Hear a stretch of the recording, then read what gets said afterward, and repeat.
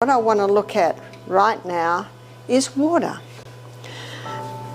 What type of water should we be drinking, and when should we be drinking it, and why should we be drinking water?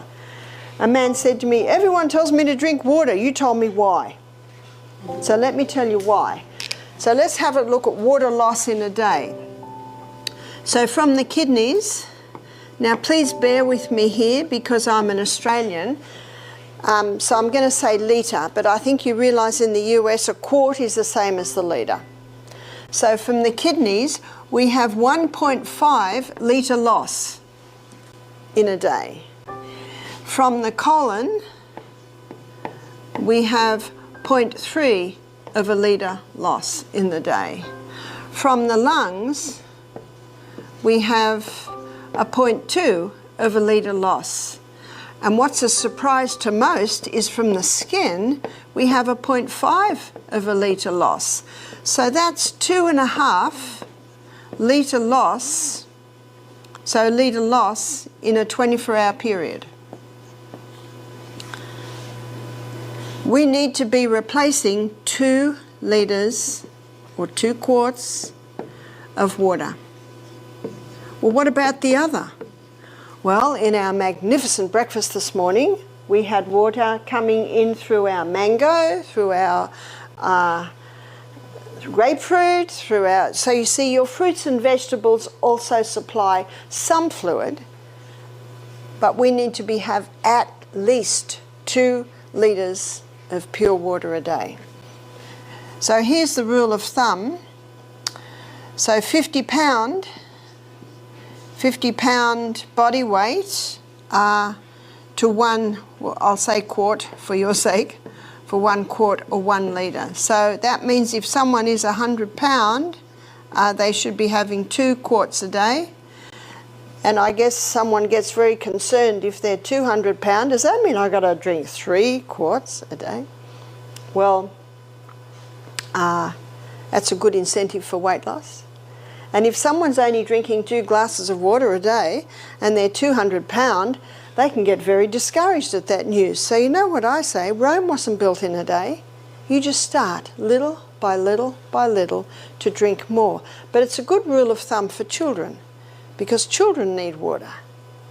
And you watch, a child gets up in the morning, runs around and plays for a while, sit down for breakfast. What's the first thing they want to do straight after breakfast? Water. Because they sat to eat dehydrated. Same with the adults. How many adults get up in the morning, first thing they have is, say, orange juice and a cup of coffee. Isn't that the traditional breakfast fluids? And what are they doing when they have their orange juice and their cup of coffee? They're thirsty, they're trying to hydrate, but neither will hydrate them. How clean would your body be if you washed it in orange juice? How clean would your body be if you washed it in a cup of coffee? Water and water alone will supply what the body needs. And there's a book called One of the Body's Many Cries for Water. It's by Dr. Batman Geheldage. We'll call him Dr. B, an Iranian doctor. And his story is very interesting. He was in prison, political prisoner, and all the patients, well, not patients, but the residents in the jail would come to him because he's the doctor. And he had nothing. So he just kept giving everyone a glass of water. And, you know, they were happy because he actually did something. And every 15 minutes, he'd give them another glass of water. And so he'd come and see them, give them another glass of water. And to him, it was a bit of, what else can I do? But then he noticed something. They all were getting better. In fact, the word went round, we've got the best doctor here in this jail. Everyone's getting better. So he put his detective hat on. Why are they getting better? All I'm doing is giving them water. And out of that came his book, One of the Body's Many Cries for Water.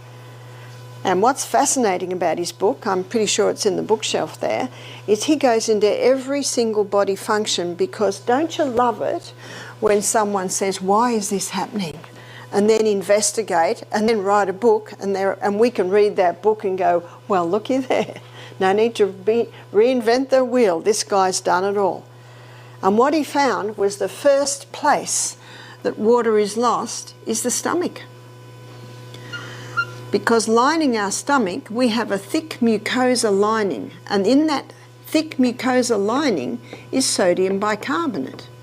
And that sodium bicarbonate is in the stomach lining, so that if any stomach acid tries to go through, it's immediately negated or neutralised, so that the hydrochloric acid doesn't eat out our stomach. But one of the first places that water is taken from in dehydration is the lining of the stomach. And so when someone is dehydrated, they can have a very thin stomach lining. And when there's a very thin stomach lining, there's no sodium bicarbonate in there. And so the stomach acid can easily start to eat its way through. And then because there's damage, our body's own microorganisms change roles and become the clean-up team. Remember Monday, where we looked at the cycle of life? And they change roles and become the clean-up team. Remember what its name is? Bacteria. And they've given them a name in the stomach. It's called Helicobacter. You've heard of it? Yes. Helicobacter pylori. Helicobacter pylori is blamed for stomach ulcers. Students, what's the cause of stomach ulcers? Well, the number one, it's actually dehydration.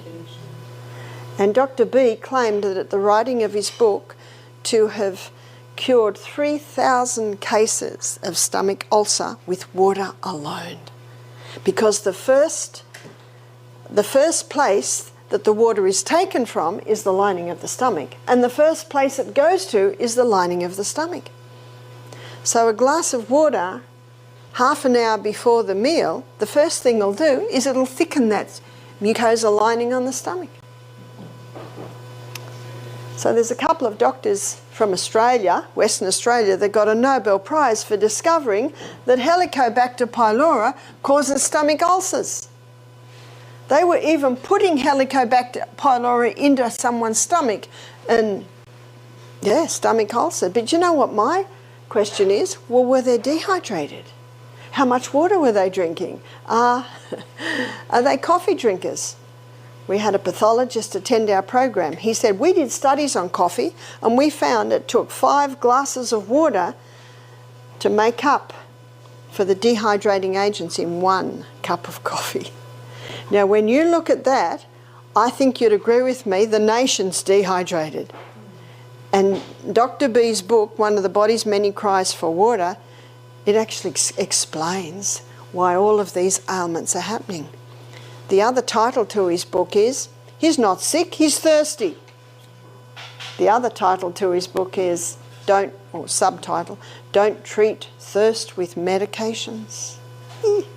Because when you do take medications, what does that do to your hydration status?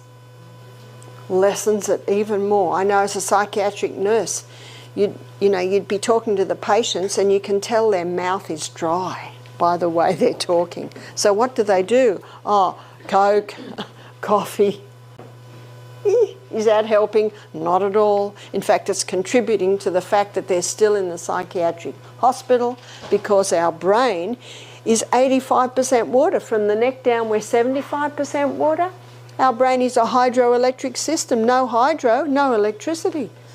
A person can actually develop negative thought patterns in a dehydrated brain. And most people know that their headache possibly is due to dehydration. My husband rang me one day, 3 o'clock in the afternoon, he was driving, he said, I don't know what's the matter with me, I've got a migraine. I can hardly drive. So you know what my first question always is? How much water have you drank? And he went, oh dear. He said, I haven't drunk any water since I woke up this morning. So he woke up in the morning and had water, he had breakfast, must have got busy, had lunch, and now we are 3 in the afternoon. He is chronically dehydrated. So I said to him, just don't drink a whole glass of water. Please just have half a glass of water. A few minutes later, another half glass of water. A few minutes later,